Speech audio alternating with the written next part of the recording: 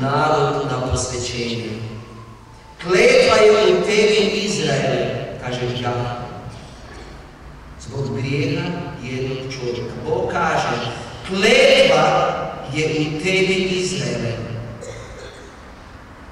I nećeš izdržati pred svojim neprijateljima sve dok ne odstranite kletvu iz svoje sredine. I da je Jošua sazvao narod na posvećenje. I što se dogodilo? Dogodilo se da je Bog otkrio krivac i bio je kažnjen. Tek onda kada je krivac bio otkriven, kada je krivac bio kažnjen, kada su ljudi prepoznali grijeh, kada su se pokajali, mogla je doći Božja sila da obnovi narod. Ponovno je došlo ohrabrenje i Izrael je tek tada mogao napredovati i ići u pobjedu. Tek tada je mogao ići dalje u osvajanje obećane zemlje. Zašto to govorim? Tako dugo se ti ljudi nisi pokajali, nisu mogli imati Božju pomoć više. Bog više nije stajao s njim. Znači morali su učiniti sljedeće: prepoznati taj grijeh, osuditi taj grijeh i pokajati se za njega, a krivca kazniti. To oslobađa prostor za blagoslov. Evo, govorim to radi toga da shvatite da postoji neke vijesti u našem narodu koji utječu na čitavu zemlju, koji guraju naš narod u propast i u poraz. Mi danas trebamo prepoznati te grijehe.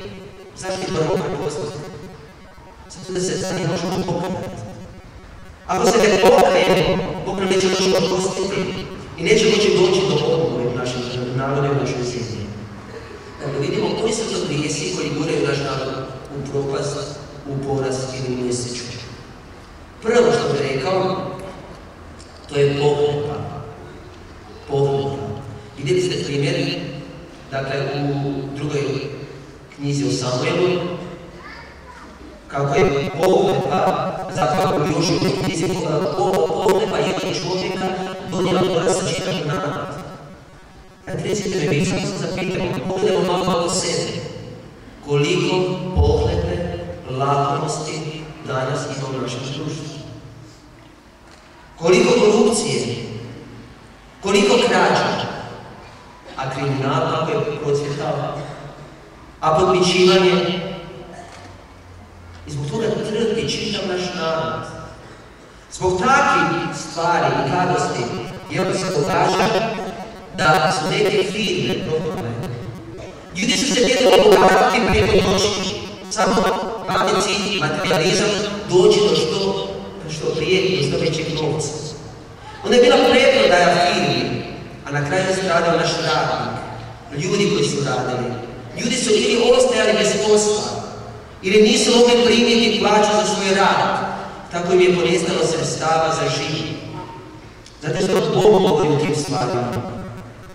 Kada je pominjao gospodarja u vrijeme, kaže: plaća žetva za vaših njiva viče sa posvetom. Zato što je Bog naredio da bude poštenje i pravednost. I zbog nekolicine ljudi koji su otišli u pohlepu, koji su napravili kriminal, koji su gospodarstvo uzeli u svoje ruke, jel? Zbog toga trpi mali čovjek, većina naroda, zbog nekolicine ljudi.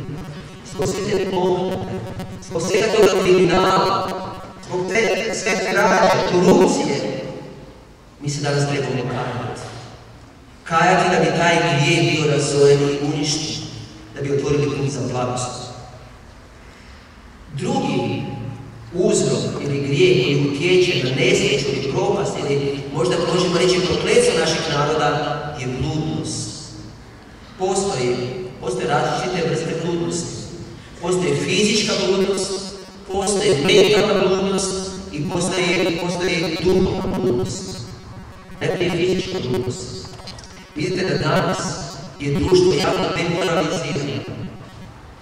I da, budući da je velika tolerancija, demokracija, puno toga negativnoga smo poprimili sa zapada. Nekada nismo mogli ni pomisliti o nekim grijesima, a danas ljudi žive u tim grijesima kao sasvim normalno.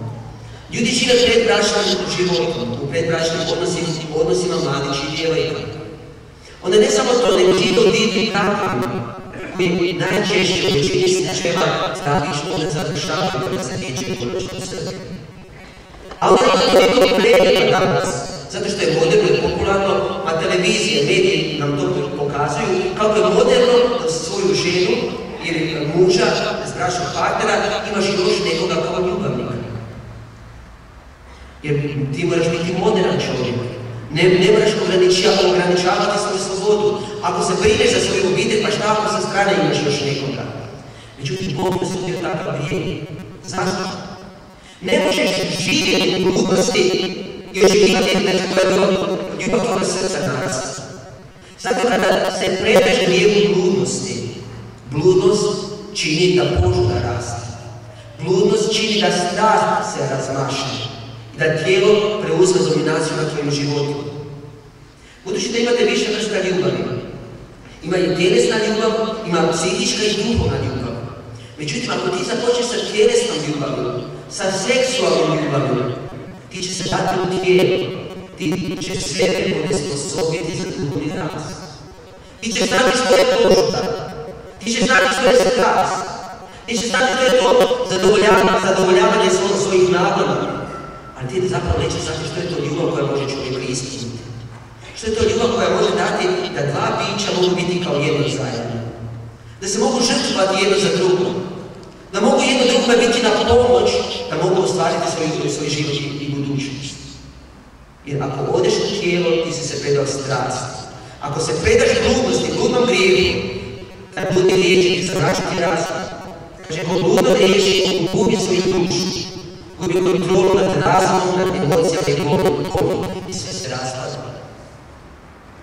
Zato mnogi mladići i djevojke koji su započeli sa bludnim grijehom i žive pred bračnim životom, zapravo oni su se onesposobili za upoznavanje, oni su se onesposobili za svoju ljubav, za pravu Božju ljubav, koja je trebala narasti između njih, budući da su se predali požudi, da su se predali bludnosti, koja je zapravo otrov za ljubav. Požuda razara ljubav. To samo znate. I na mladi misle da se vole zaposliti, ne poznaju kako da se vole. I da kada uču kako se shvati da se uopće ne poznaju i da ne može zajedno živjeti, a kako se žrtvati jedno za drugo. A kada su živjeli bludu, kada su požudi dali malo, da su mislili to je ljubav. Međutim, to nema veze sa ljubavim.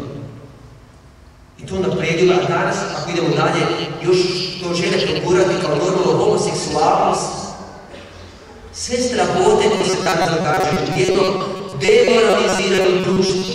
I zato takve stvari, takvi odnosi, stavovi grada bolesnog društva. Zatim mi želim spomenuti mentalnu bludnost. Mentalna bludnost hrani fizičku bludnost. Ili bi rekao na drugačiji način, fizička bludnost se hrani mentalnom bludnošću. Što spada pod mentalnu bludnost? Tu vam spada pornografija, koliko ih samo ima danas, pa pornografski časopisi, pa slike, pa na internetu. I jednostavno to se preda tome, jednostavno bude zapred igra, svoje igre. Ne može se sam više osloboditi koja je to sila, koja ga veže i gura u propast. Pa nemoralni filmovi, isto tako časopisi, pa nemoralno oblačenje. Čujte sad, djeco Božja, mi kao kršćani smo odgovorni kako se oblačimo. Da svojim ponašanjem i svojim oblačenjem ne izazovemo slabost. A to znači da druge ne navedemo na grijeh i samo na bludnu misli. I barem sa svoje strane moraš biti čist. Mi se ne možemo, ili recimo djevojke se ne mogu raspušteno oblačiti, barem one koje imaju Hristos u srcu. Ako ne želite da ne pomogu, da ne odpada, da se liži očima i misli, nego za Božju djecu se očekuje nešto se daju zaista pomišljeno i iskreno i ponašati i oblačiti. Tu isto tako spadaju nemoralna druženja i nemoralni razgovori. Dakle, sve ove stvari, slike i sadržaje, nemoralni filmovi, pornografski časopisi, to je sve samo ulje na vatru strasti tvoga bića. Da se razmaže strast i da se razmaše požuda u tvome životu. I ako se razmaše strast, ako plane vatra požude u tvome srcu, ko će te zaustaviti? I bit će to velika šteta. Biblija to ovako piše u knjizi Mudrosti, čini se mudrih izreka. I kaže ovako, grad razvaljen i bez zidina, takav je čovjek koji nema vlasti nad sobom, koji se predao tijelu, da te nadu tijelu. A mi nismo životinje da nas nadu, Bog nam je dao glas, a dao nam je srce, dao nam je dušu. Što tebe mogu? Da li smo svoje udove predali bludnosti? Ako smo se predali bludu, ako je grijeh bludnosti, tu bludnosti osvojio tvoje srce, znajte, taj blud je uvijek kasnije zadužen za razdore i za probleme i velike štete u našim obiteljima. Znate, kada o tome razmišljam, onda ne mogu spomenuti ovo, kako taj đavo znao taktički pripremiti i omogući te stvari nemoralne u čovjekovo srce i ljudsko društvo. Prije, recimo, 30 godina, ne bi mogli ni pomisliti o tim stvarima da bi se mogla razokrivati čovjekova intima. Pogotovo ne da bi seks bio prikazan na televiziji sasvim javno i otvoreno. A danas, malo po malo, kroz propagandu, kroz te medije, zato što su mediji sve živo erotizirali, nemaš niti reklamu jednog auta da nije zidovnik. Sve erotizirali. Sve je zapravo želi svrnuti čovjeku pogledom upravo na taj blud. Da bi tu blud osvojio čovjekovo srce, ali znamo što to znači za obitelji naše. To znači nesporazume, to znači razaranje naših obitelji, to znači nevjeru u našim obiteljima, to znači česte svađe u našoj obitelji, to znači nesvađanje, to znači raspadanje naših obitelji, to znači na kraju velike traume i rane u našim obiteljima, velike počinjenje povećenosti. Tamo vodi to je posljedica tako na životu. I ti ljudima nije ništa stalo. On samo reklamira, ne bude veliki novac u pitanju, a to što će ubiti srce našega naroda, demoralizirati duh našeg naroda, to nema veze. Nekada samo otvorno. Dakle, nekada ono što nismo mogli ni pomisliti, gledajte, danas je postalo sasvim normalno. Znate, kada je to prvi puta došlo u mediji, u časopis, onda na televiziju, onda su se ljudi još kupili. Jer pa se malo preslišalo, još jedne lekcije, pa druge lekcije, pa se dalje, dok naša savjest napokon nije utupila, dok se već nismo privikli na taj grijeh, da je prisutan na televiziji, da je prisutan u časopisima, da je prisutan svagdje i mi se više protiv toga ne borimo. Tako je đavo uspio pregurati svoje. A sad ima jednu taktiku još i dalje, kao što je pregurao bludnost, nemoral, previd, kao nešto sasvim normalno, čak i popularno. Sad ona ide dalje, zato što sad nema. Ovo si misli, jeste prijetili. Ne prije na malo vrata, pa su se svi dignuli i pobunili. Pa su se ljudi jako protivili tome, ali malo po malo, gledajte kako je žive. Polako kako samo forsira, što više takvih emisija ili spotova, da to čovjekova savjest utupi, da bude sve kao normalno. Jednostavno će se ljudi predati tome grijehu i početi živjeti jedan takav bolesni život. I kud to vodi? Vodi u zgrada bolestnost duše. Samo se trebamo pogledati. Trebamo odjeti taj grijeh, trebamo tome neći stopom, ne želimo ne.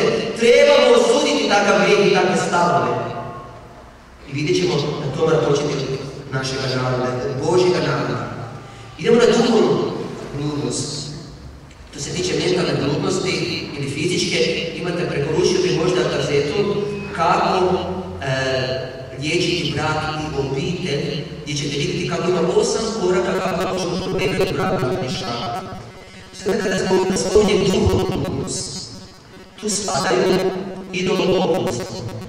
Slušajte sada, veliki problemi. Zbog toga smo u velikim nevoljama.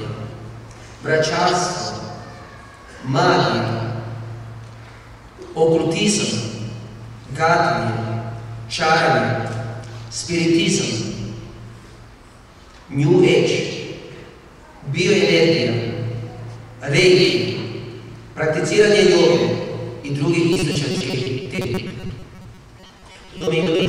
meni u kazeti oslobođenje od prokletstva. Pa se možete naplatiti pa da vidite zašto je to loše. A danas samo da spomenem.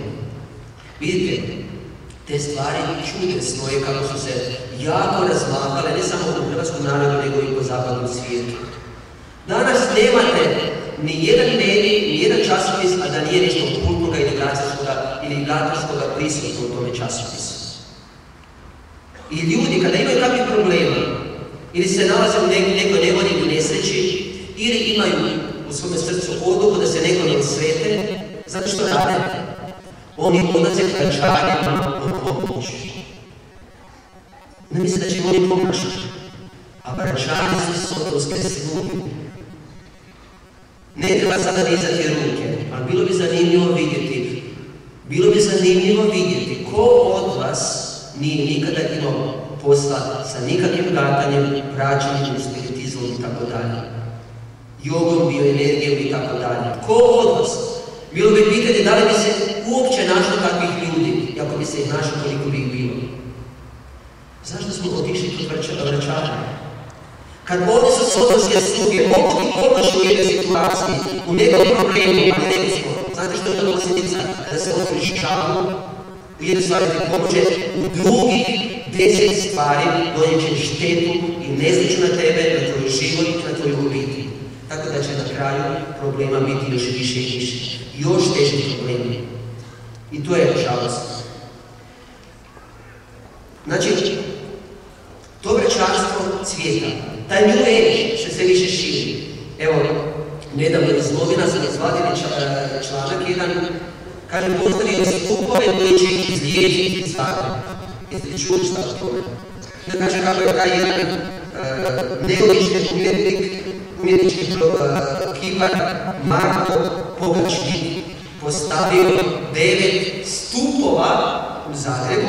Svaki je visok po 1,70 m, jer svaki bi u vrijednosti 20.000 kuna i 9 stupova od Mirogoja do Svetog Sigeta, a kaže, a srčana čakra grada je na Jadranu. Ovdje je srčana čakra. Kako bi se ovdje bio energetsku silu, da bi on pospješio duhovnu i energetsku obnovu grada Zagreba. Znači, ti stupovi izliječiti taj grad.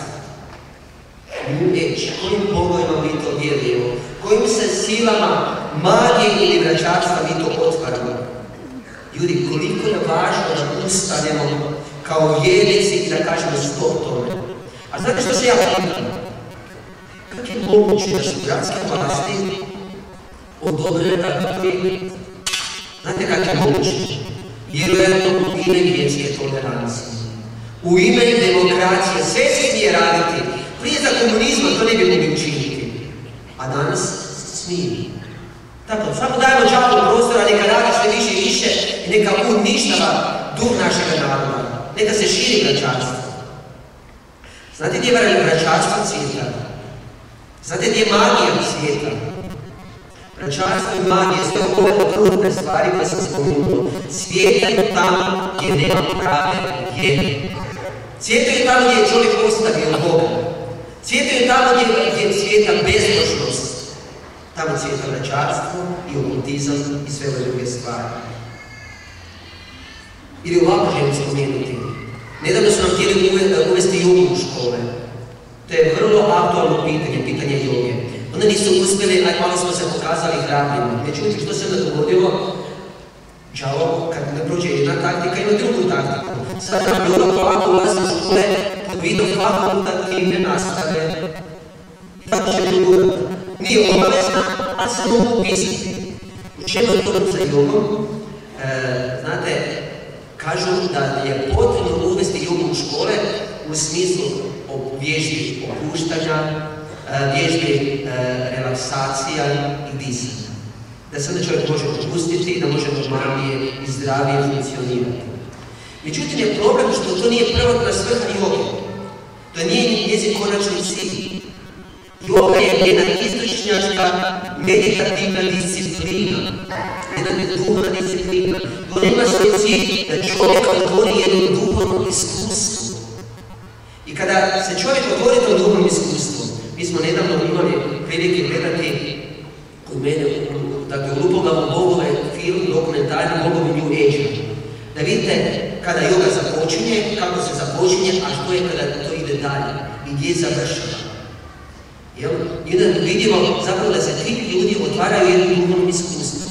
I kada vidite to duhovno iskustvo koje biti hinduističke pozadine, oni primaju jednog unutarnjeg vodiča, jednog demona zapravo, mi kažemo da je to demon, jednog duhovnog vodiča koji će biti čovjekov duhovni učitelj. I taj duhovni učitelj upravlja čovjekovim životom i usmjerava u duhu. I on ga odgaja. Znate što se onda događa? Ti ljudi koji su ušli dublje u jogu i koji su se otvorili tim duhovnim učiteljima, koji imaju dublje duhovno iskustvo, ti ljudi jednostavno ne mogu više tako prihvatiti te manje. Oni se ne mogu više moliti, ne mogu biti potrebe. I imaju problema na duhovnom području. Zanimljivo kako to ide sa djecom. Je jedna bivša guru učiteljica govorila kako, znači, kad djeca obave vježbe disanja, da onda poslije legnu, da se opuštaju kao jednom hipnotičkom snu, a onda im ona čita izvješće iz te hinduističke literature. I tako taj hinduistički duh koji je protivan kršćanstvu ulaze u njihove duše. I oni kasnije uče neće imati potrebe za Isusom, jer im to neće trebati. I to je danas akcija velika da se yoga uvede u školu. Zapravo ne svačamo kud to vodi, taj New Age koji želi bogove novoga doba dovesti, znači taj New Age želi zapravo naše srce otvoriti drugim stvarima koji će razoriti, donijeti prokletstvo na naš život i razoriti sreće blagostanje. Ili ako smijem to spomenuti, govorim jako ozbiljne stvari. Poslije ćemo vidjeti kako će biti sa mnom. Recimo, nedavno je bio Dalaj Lama. Valjda je postala praksa da svake godine on malo posjeti do predsjednici poziva. Jer da on dođe da nam drži instrukcije i da se razumije život. Jer zanimljivo kako taj Dalaj Lama s toliko poštovanja ne prihvaće, onda on drži inicijacije jer u taj duhovni ističački pokret. I kako je silno prihvaćen i kako ima sve više i više poklonnika i uvijek je dobro došao, tako da on počinje ovdje otvarati škole. A ne znam, da li ste primijetili velike žalbo plakate od Swamidžija, i on isto dolazi, poplava istočaških gurua i učitelja da nas konačno poduče u duhu, jer je duh našeg naroda slobodno. Jer i sad da moraju iz Indije doći ovako da nas poduče. Ja bih ovako rekao. Nek najprije kada se poduče u Indiji. Nek najprije budimo u taj narod. Ako tamo to ne funkcionira, ako je taj narod toliko siromašan, ako oni imaju sami toliko problema, ako nisu mogli svoje sveće počistiti niti kod svoje kuće, što onda dolaze ovamo raditi red? Pitanje je samo novca. Kažemo niku tamo gdje je više novaca i gdje su ljudi bogati. A kasnije se onda čovjek otvara okultnim silama i to utječe na naše živote i stvara velike probleme. Znate što je najveća žalost? Da naši kršćani ne dosvijeli. Sad kad sam vidio u škole i da je mama, da će biti jako kršćani vjerujem na tim strukturima i oni će se također truditi upisati u te škole, saznaju nešto više od duhovnosti. Zapravo niti ne shvaćaju kako time izdaju Boga. Time izdaju Boga. To je možda dobro za one koji su nevjernici. Te istočaške prakse su možda dobre za ateiste, koji traže put do Boga, ali mi koji smo našli put do Boga, što mi imamo raditi u tim praksama? Mi koji smo našli Boga, zar ćemo staviti lice našega Boga i okrenuti leđa i da otići i boriti se tim nemoćnim stvarima? Kao put za Boga, za one ljudi koji traže Boga, možda teljati način, a za nas kršćani sigurno nije. Zato se trebamo zamisliti i zato se trebamo pokajati također. Također ovdje spada kult ličnosti ili također i ideologija koja kroz povijest je izdizala neku osobu ili ideju. Ideju koja je bila važnija od samoga Boga. Recimo, imate kult ličnosti u svijetu sporta, u svijetu filma, u svijetu glazbe. No, mladi imaju svoje idole koje slijede. Međutim, mi ne možemo slijediti nijednog idola, mi nemamo nikoga do Isusa Hrista našeg jedinog spasitelja. A gledajte mlade, koliki su spremni slijediti svoje idole. Jer što njihov idol radi, to je zakon. Ko je tvoj idol? Ljudi, mi kršćani nemamo idola. Mi imamo jedinog Isusa koji za sebe kaže da je jedini put, istina i život. I njega moramo slijediti. Ili isto tako kult ličnosti, recimo u povijesti, jedna osoba koja je bila izdizana u društvu. Recimo, kada bi u prošlosti vi rekli riječ, ne tako davno, protiv Tita ili Staljina, recimo, znate što će se moglo dogoditi? U najmanju ruku ti si mogao biti zatvoren ili bi bio ubijen. Kult ličnosti, idolopoklonstvo. I to je bilo u našem društvu. Za taj grijeh se trebamo Boga. Također u kategoriju duhovne bludnosti spada i psov, da kažem to i bezbožstvo. Što je to bezbožstvo kao duhovni blud? To je život bez Boga. To znači da ti ljudi možda i vjeruju da Bog postoji. To ne znači da oni ne vjeruju Boga. Oni možda i vjeruju da Bog postoji, ali žive kao da Boga nema. Žive bez Boga. To je bezbožstvo. Živjeti bez Boga. Ne onako kako je Bog rekao i odredio u svojim zapovjedima, nego živjeti onako kako sam hoćeš. I to je bezbožstvo. Tu posebno mislim možda na kršenje 3. Božje zapovjedi. Spomeni se da svetkuješ dan Gospodu. Da vas pitam samo, nije li ovaj zakon o radu u nedjelji, radu nedjelji? Nije li taj zakon samo znak bezbožnosti?